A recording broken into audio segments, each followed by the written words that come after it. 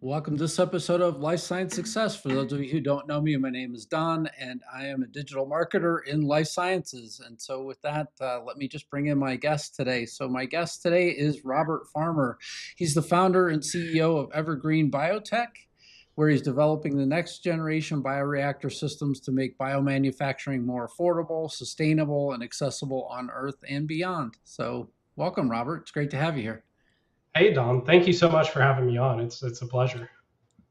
Yeah, it's great to have you on. And I noticed, like, right as we were getting ready to go live, there were actually a couple of comments on here from 360 Operations, and also JF Salazar. Both had said, that they were excited about the interview. So happy to hop in.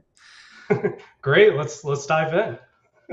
All right. So I'm just a little curious about your background. I mean, you've had quite a journey from Crossnor, North Carolina, to leading a biotech company in California with ambitions that stretch all the way to Mars. And so, with that, can you tell us a little bit about yourself and how you got to where you are today?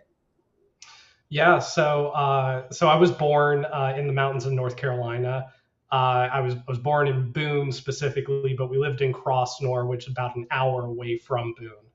And I grew up there. My dad was a police officer. My mom was a veterinarian. She owned her own small business, and I growing up in that environment was really fantastic for me because it really is kind of a constrained environment, and so a lot of people learned how to do things without having many resources available, and so that was really uh, kind of integral when I started out. I mean, my mother ran one of the first vet hospitals in the area, and she ran it out of an old abandoned house that she ended up fixing up, and she had animal pens in the back where we had ostrich and uh, mules and horses and all sorts of I mean, she even bred hybrid wolves at one Hmm. point back there. So she was always trying to see how can she run a business, but also with minimal resources, minimal overhead, and provide a service to the community.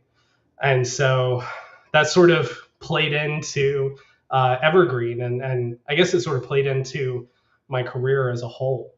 So I grew up there and worked on cars with my dad. So I always had sort of a mechanical background. Always had a wrench in my hands, and sometimes we didn't have the right tool, and so we'd have to make something. And that's just how I grew up. Is like, hey, we don't have the right thing, or this seems like an impossible task. Like, how do we fix it? How do we we can't get the part that we need in time. So what can we do right now to get us through? And so I've kind of always grew up with that sort of optimization mindset. And so growing up there, I then moved to Raleigh, North Carolina.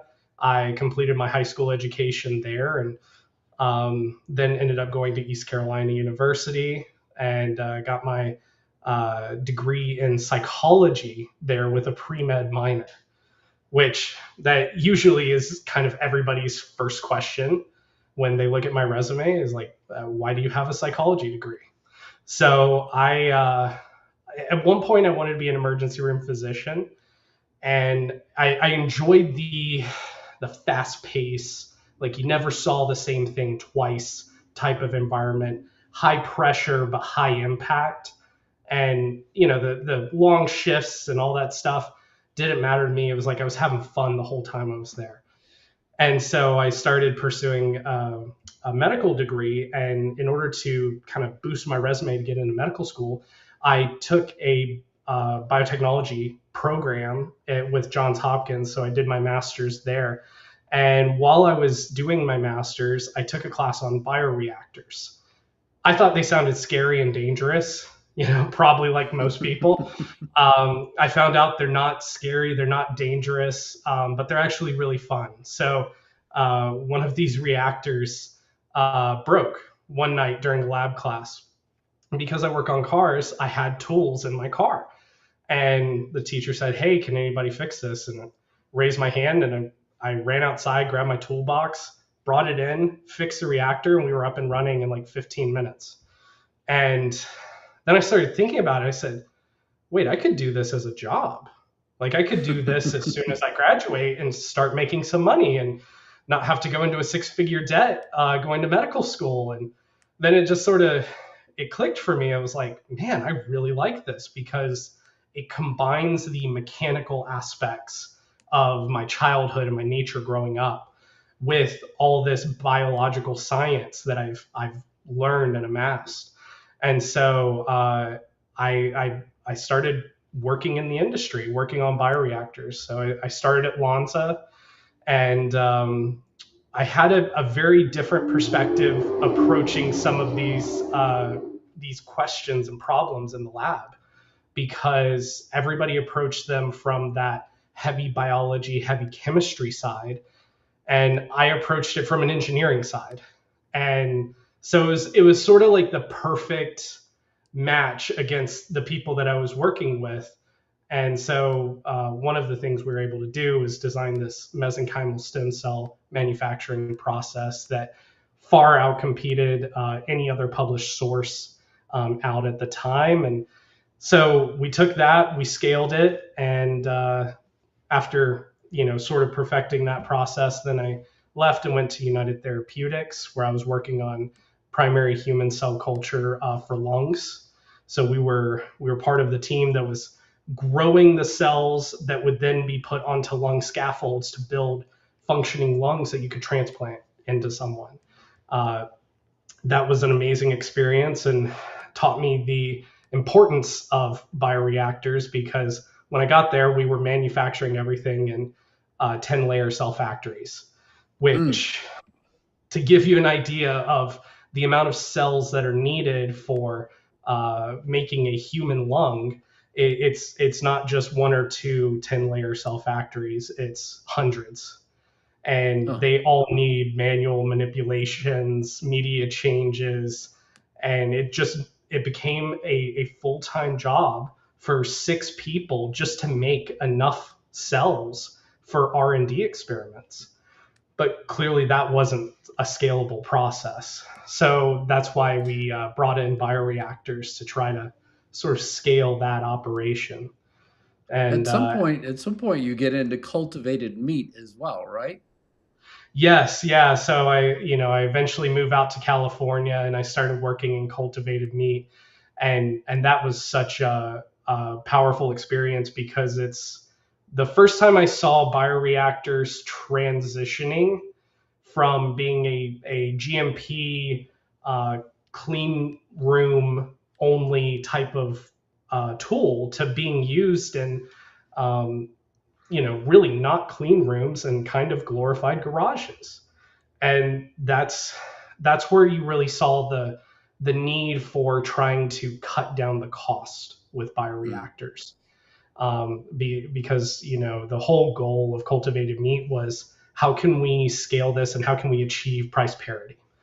And so it became this immense, like, how do we drive down the cost? And the entire industry tackled it with, well, let's go bigger scale, bigger scale. And the problem was that with bigger scale, they were all focused on stainless, and the stainless equipment needs so much ancillary equipment to clean the systems and sterilize the systems, not to mention the task force needed to manage maintenance, to PMs. You've got your cleaning validation crews, your sterilization validation folks. There's just a lot of effort that goes into running some of those 10,000 liter scale systems.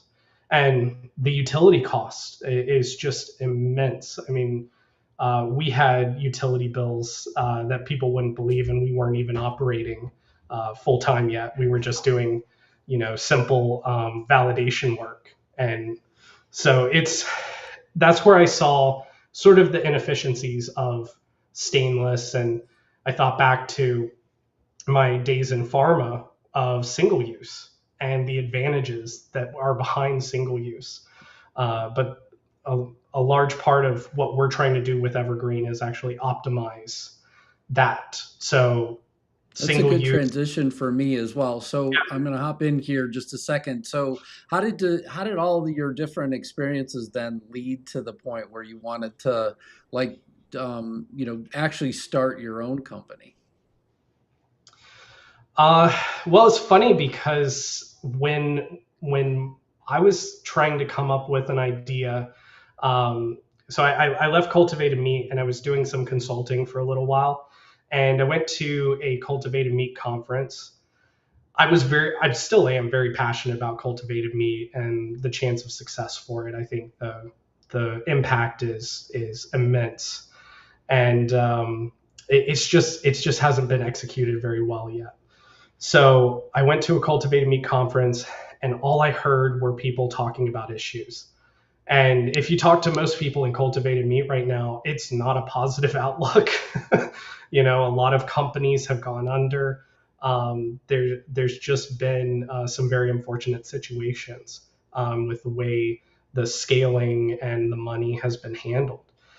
And so I looked at it and I said, how can I help solve some of these problems? Because it's sort of like spokes on a bicycle wheel. It's like there's 40 different problems that we kind of need everybody to sort of go after. And so I sat and I said, well, how can I best contribute to this? And I, I talked to a friend, and my friend said, hey, you know bioreactors more than anyone. Why don't you start there? Right. And that's sort of where I said, okay, let me think about this. And I had an idea, and I called a friend and I said, hey, can you help me make this a business? And she said, yeah, sure, let's do it. And that's sort of how it all started. Yeah, so tell us a little bit more about Evergreen and what is the company and what's the problem that you're specifically trying to solve, and then why does the world need next generation bioreactor systems? Yeah, so at Evergreen, we are redesigning and re-engineering the bioreactor to reduce a lot of the complexities out of it. And so it initially started with the idea that a lot of the competitor bioreactors that are single use, they're cheaper than running a large stainless unit, but they're still not necessarily cheap. So if you go and look, a lot of units that are, let's say, about 3 liter size, they can range anywhere from $1,500 to $2,000 a piece through most competitors. And that just seemed absurd to me because it's a little plastic tank. And so I look at that and I say, okay, that's insanely high when we can make milk jugs for fractions of a penny. So I said, there's got to be some sort of middle ground, some way we can do this. And so I dove into the manufacturing uh, process for injection mold manufacturing. And I got connected with a manufacturer who really sort of drove me through what the bottlenecks were in the process. And so I sent him my designs, and he said, well, we can do this, we can't do that. And along the way, I just started designing, and I said, well, I have these issues with the competitor systems that they're not customizable and they're not sustainable. And these are things that I really care about because whenever you run one of these units, you take it and you throw it in the trash. And I hate that because it either gets incinerated or it goes into a landfill. And frankly, it's a terrible way to do business. And we've got better methods.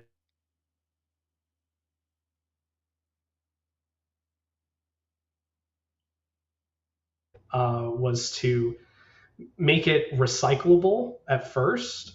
And we're actually also patent pending on the world's first biodegradable version. So we're currently partnering with a couple of companies to test resins and hopefully validate those. Uh, my dream is to take the single use waste aspect out of the equation. And then on the customizable side, uh, I've been the process development scientist who's run crazy experiments.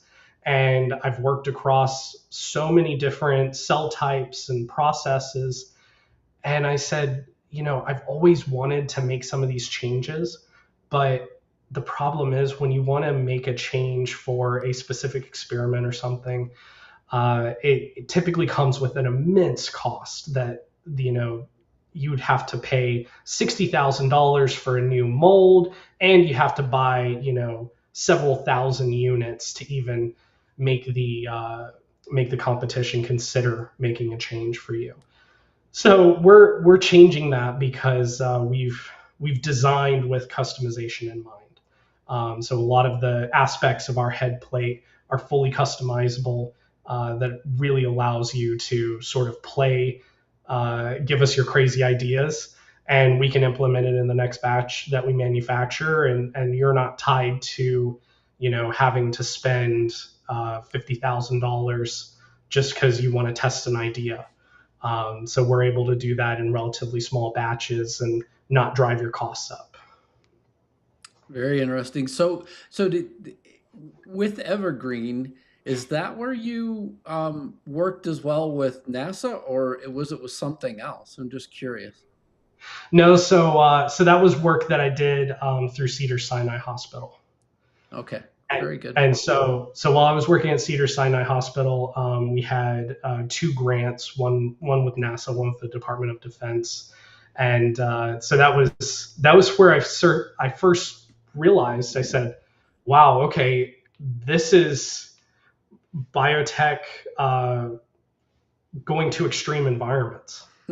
Where I said, "Wow, okay, we can use biotech on a battlefield, in the Middle East or in Asia, wherever, and we can also use it in space." That was just eye opening to me that there was such an investment there, but also the results that came out of that were kind of, I would say, industry changing as a whole. We saw cells express and grow in ways that they don't grow, here on Earth, and really the microgravity environment changes a lot of aspects for these systems, and in large part for the better. Hmm. So it's something that's really, it's an industry that's expanding. There's a lot of groups that are building satellites to send them up to run autonomous lab experiments. And so I see the industry going that way, and also I kind of see that as the future of biotech. How are we going to live on the moon? How are we going to have a sustained presence on the moon, sustained presence on Mars? We're going to have to be able to make our own food. We're going to have to make our own medicine. Manufacturing infrastructure, just in general, is going to go through a monstrous overhaul to manufacture in those constrained environments. But the lessons we learn up there, we can also apply down here. So ways we can simplify the process up there, we can also simplify here. So I see it as a great way to innovate processes to reduce costs, but speed them up and get higher yields. So with Evergreen, what are some of the first real world applications or markets that you're targeting, and then what does success look like for the company in the next couple of years? Yeah. So early on, we're targeting sort of small companies, research institutions, universities. We have to build trust as a brand. That's absolutely paramount. We are not going to sell to an Amgen or a Takeda or a BSG because it's just not. It's we have to have that preferred supplier status. We have to have a product line that can grow with the customers. So initially, what we will be launching is a 3-liter reactor, as well as a controller and the subsequent software to run the controller. So it's sort of a full platform solution. But the consumable side, there's a lot of growth there for different sized reactors, different products, and I want the customer demand to drive that. I don't want to just make a 10 liter, a 20 liter, 200 liter, and then I can't sell half of the stuff because there's no demand. So it's starting out small, proving market fit, and then starting to grow our product line and grow our influence. The number one goal is to give people the best functioning product we possibly can. So, how is it that you can balance day-to-day realities of running a startup with keeping your eyes on a mission that could take you, decades in some cases to fully realize? It's you have the problem right in front of you, and exactly like you said, our first product that we're coming out with, we're selling to research institutions, universities. It's a very very small humble start. We have large ambitions, but the fact of the matter is that we need a large infrastructure as well to begin to happen before we can execute on that.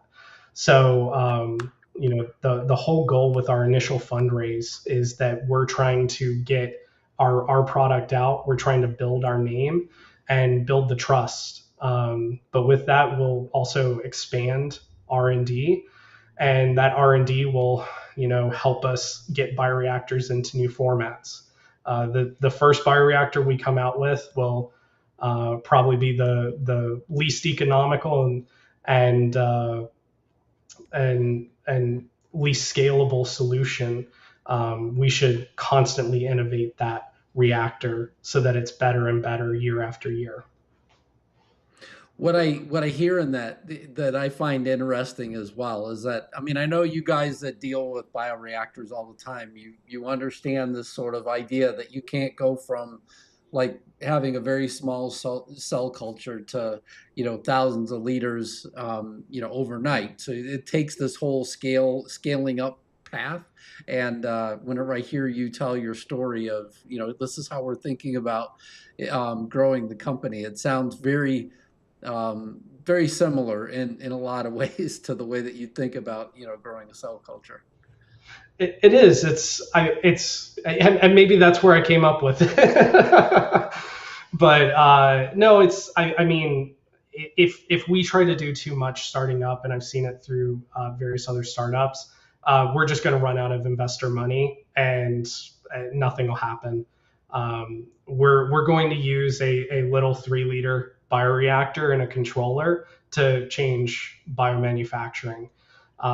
It's a little hard to convince people of that like, hey, we'll eventually take this and make a large company that can shoot these up into space and send them into constrained areas that even we have here on Earth, right? So one of our goals is to almost scale out, is really more of our approach, where I don't see it as we're manufacturing 10,000 liter bioreactors.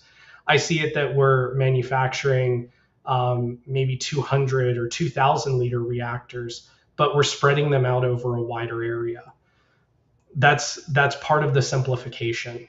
Is when you talk about personalized medicine and the advances that are coming with that, stem cell therapies and the advances that are coming there, being able to manufacture these things in more open areas and giving people the access to the equipment will drive down the cost of these treatments significantly, and I hope will increase the ability to extend life in resource constrained environments. I mean, sub-Saharan Africa does not have access to a lot of medical technologies that we do here, within a 10-minute drive of our house. So it's something that I want to make to serve the world, and then everything outside the world as well. It's an important point, and I feel like you've touched on a few of these things. So feel free to just sort of let us know where you feel like you've covered it. But I mean, biomanufacturing could be incredibly expensive and resource intensive. What specifically about your bioreactor technology makes it more affordable, sustainable, accessible compared to what currently exists in the market? So our single-use reactor will be coming to the market, really sub 50% the cost of current competitor units. And like I said, I hope that's the most expensive that it'll ever be. I think there's opportunities to even drive that cost down, and especially as we design better solutions moving forward. Um, the as for biomanufacturing as a whole, there's a large overhead, which I kind of mentioned that some of these companies have to deal with. Our whole goal is to run clean, run lean, and powerful. So that's really where we see we can bring value. I mean, biomanufacturing is always going to be inherently expensive, but with things like stem cell therapies, we believe that being able to manufacture those locally, if you can imagine kind of like a Keurig, and this is something we really want to build towards and design for. And I believe all the Lego pieces are there. We just have to put them together, and it's going to take a lot of innovation. And it's probably maybe 5 to 10 years out, but we have an initial design for a unit that you can manufacture stem cells in a fully closed environment, and that would be something that you could run at, let's say, a pharmacy or a sports medicine office, or even I want it to be something simplistic that could fit into an unused closet at a hospital. Mm. Those are the types of applications that I see that we can start building towards to reduce the cost of getting, let's say, stem cell injections, right? Because they are significantly costly, and a lot of the people who can afford them are, uh, typically very wealthy if they're sports players, or older retirees and stuff. There's a lot of people who need that treatment but don't have access to it. So we're trying to reduce the cost, and we also want to work with the companies that are designing these processes. So the companies that are manufacturing stem cells right now, we want to work with them to design equipment that can help really drive down this cost. And we largely want to move towards automating as well. So one of our key factors is Gatsby. It's our AI interface, and that's supposed to give an entry level. Let's say you've never run a bioreactor before. Um, that's supposed to give you the support and horsepower that, let's say, someone with 10, 15 years experience running reactors has. Mm. So that's one of the things that we really want to expand, into, and I see AI can contribute massively there in getting us to a good solution. Ultimately, I feel like these kinds of capabilities with AI are ultimately important as well. Just providing that additional bit of support. So, what's the greatest piece of leadership advice you've ever received, and how's it influenced the way that you lead at Evergreen? I guess I would say the greatest piece of advice I've ever gotten was actually from a former boss. And when I was coming out of school, I felt like I always had to have all the answers. And I'd go into rooms thinking I need to answer every single question, even if I don't know the answer. I just kind of need to fake it like I know the answer. Um, and he simply said, "Look, it's okay not to know. Like, the best leaders don't have all the answers, and that's fine. Uh, your whole goal is to drive towards a mission, make the best decisions you can. And as a leader, if you don't know, talk to your team. You build a team of experts around you who should ideally know more than you do about any given subject." And that's what we're trying to build with Evergreen. I also have always lived by the philosophy of the correct answer can come from anywhere. So people not in your department, people who don't really know what you're talking about. I've talked to I've talked to people on the clinical side, just sharing my issues with them, and they've given me nuggets of advice that have been massive and saved my life, with experiments and stuff. And I see that as where real value comes in and where the team comes together and everybody can contribute. Absolutely. What inspires you? I would say uh, generally innovation. The innovation that I see going into space, and maybe that's why I'm so excited about trying to go to space too. I see the innovation that needs to happen to, let's say, build a base on the moon for sustained presence. The innovation that companies like SpaceX are taking and the way they're thinking about how to get ultimately to Mars. It inspires me so much, and that's where we want to be a support to that vision as well. What concerns you? I would say what concerns me, or maybe what concerned me, was that biotech and cultivated meat and a lot of the sort of bio industries had a rough go in the past couple of years. There's been a lot of kind of negative press. There's been several companies that shut down. A lot of investor money had kind of dried up. And actually, this year, as a couple of reports that I've seen, it seems like 2026 is sort of starting to pick up Mm. with investor funding into the biotech space. So it's something that concerned me, and I knew going into fundraising that we're in a little bit of like a bio winter right now. But it seems like the sun's starting to come out. It's starting to thaw everything, and I see a bright future ahead. Yeah, we definitely saw, I mean, post 2020, so like as we were coming through COVID, we were already in the sort of this, new era of investment. And then Yeah, like coming into this year, obviously has been another major shift as well for, I feel like several different pillars in our industry. And so as we carry forward, it will be interesting to watch what continues to happen with regards to investment, and then also companies that are looking at smaller technologies and saying, "Hey, look, you know what? We not only want to invest, but we also want to, contribute to these companies as well."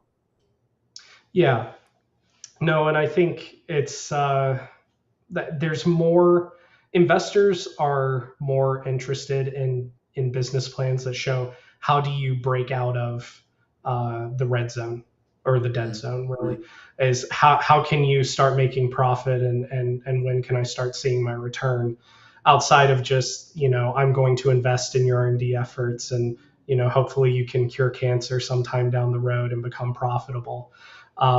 So yeah, I think that's sort of shifted in investors' mindsets of, okay, when can you become profitable, and how can I get a return on this without having to dump in millions and millions and millions after series. Absolutely. Last question: what excites you? Uh, ooh, what excites me? I would say what excites me is it's kind of the potential of everything that's out there. What excites me is that there's a lot of things that I don't know.